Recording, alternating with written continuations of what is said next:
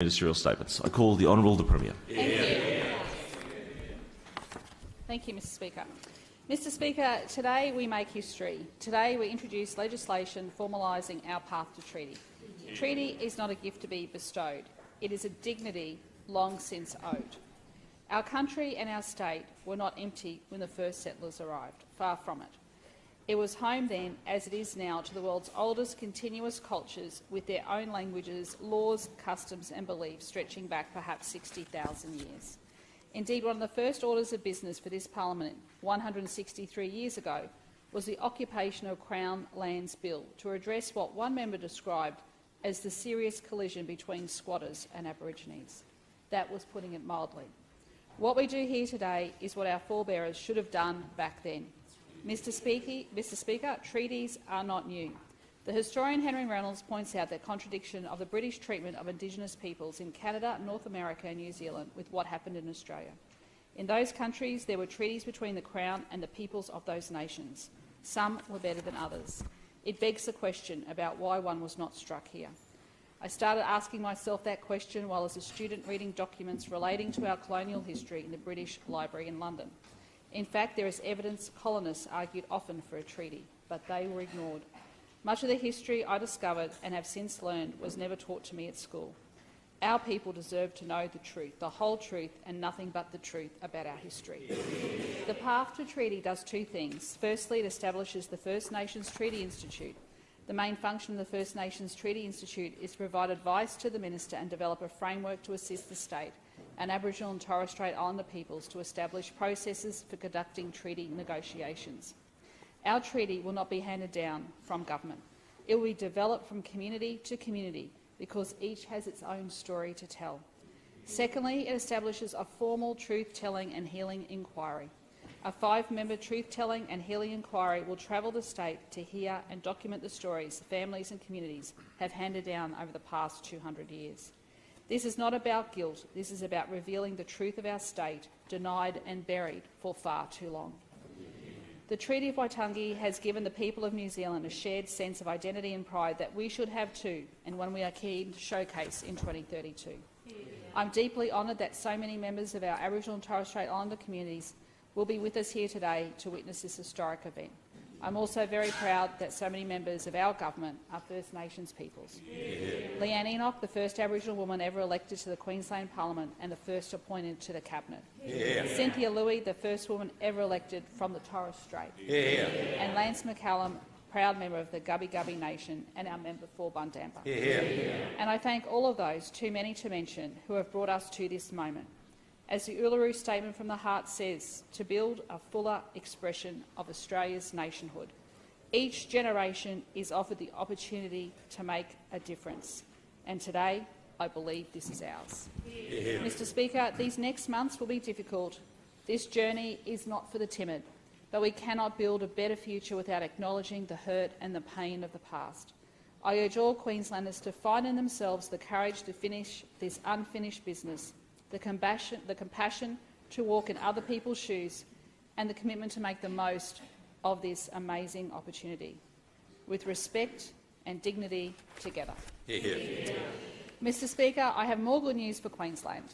Last Friday, alongside our wonderful Prime Minister, I co-signed the historic funding agreement assuring construction of the venues that will take this state to 2032 and far beyond. This joint $7 billion agreement provides 2 brand new venues for Brisbane and 16 new or upgraded venues across the state. They include Barlow Park in Cairns, the Toowoomba Sports Ground, a brand new indoor sports centre for Logan. I know the Treasurer is very keen on that one. The Sunshine Coast Stadium. You want the game? Order. You support them? Order. Member for Kawana, the Treasurer. Will both cease interjecting. We're really happy about the investment in Sunshine Coast. We're happy to stand there along with him and announce those new stadiums. Turning the sod, Mr. Speaker. We'll be there. We'll be there. Yeah.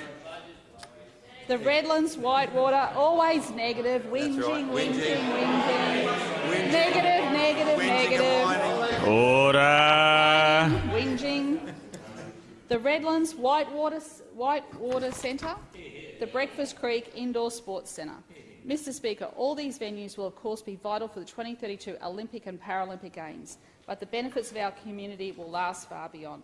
For example, 2 multi-purpose indoor sports centres were built for the 2018 Commonwealth Games in the 5 years since these centres have been in use almost every week of the year, including attracting the Australian Basketball School Championships, the Australian Volleyball Schools Cup and the Australian Gymnastics Championships. The Gabba, which has been home to sport in this state for more than a century, will emerge fit for a new century, Mr Speaker, with pedestrian access to the Cross River Rail being built by this government, Mr Speaker.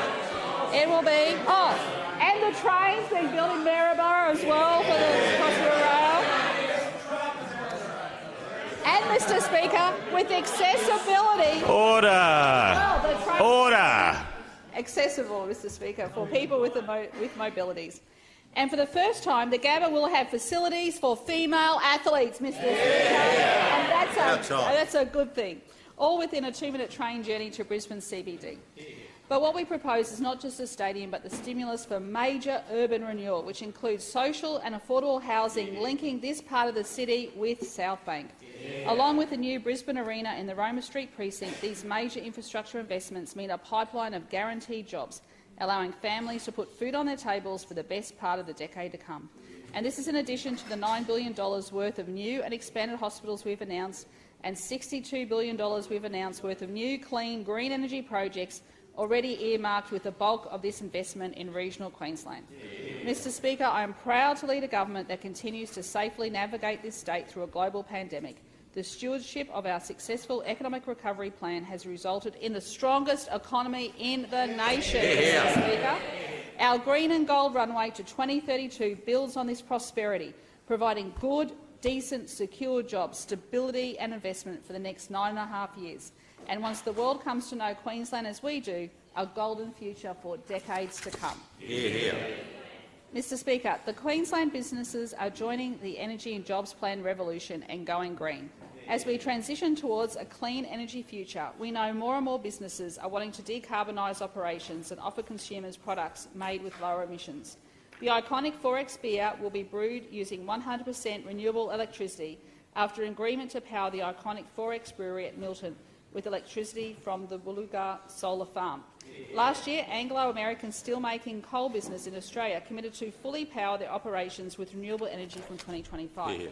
This will be our first publicly owned Stanwell's biggest ever retail deal, supplying Anglo-American with renewable electricity to power their 5 steelmaking coal operations across the central Queensland's Bowen Basin.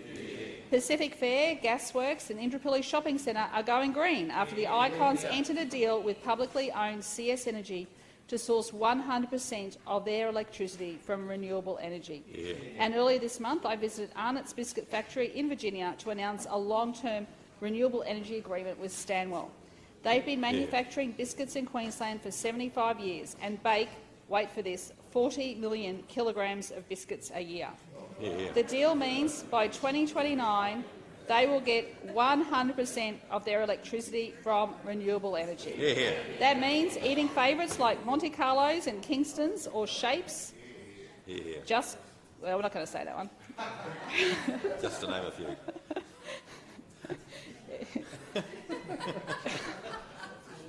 I'll talk to someone about this later. And today, Mr Speaker, I can confirm that Arnott's will be getting their renewable energy from the 252-megawatt Wombo wind farm in the Western Downs. And today we've taken another step towards in the development of the Toronto Clean Energy Hub with 50% stake in the Wombo wind farm. Stage 1 will be developed in a joint venture between Stanwell and Cubico Sustainable Investment. Construction will start in April and create 200 jobs. Mr Speaker, our $62 billion energy and jobs plan is transforming our energy system to deliver clean, reliable and affordable power for generations. We have released a regional energy transformation partnership framework for consultation which sets out how we can ensure the energy transformation delivers lasting benefits for Queensland. Regional roadshows will be held in a total of 14 locations across Queensland to keep communities informed and better understand their needs. And Queenslanders living in First Nations and storm-prone regional communities can now apply for funding for the $10 million Queensland Microgrid Pilot Fund to improve their energy independence and resilience through standalone electricity microgrids. I look forward to continuing to update the House as we continue to invest in and implement a clean energy future. I call the Deputy Premier. Thank you, Mr Speaker. Today, the Premier will introduce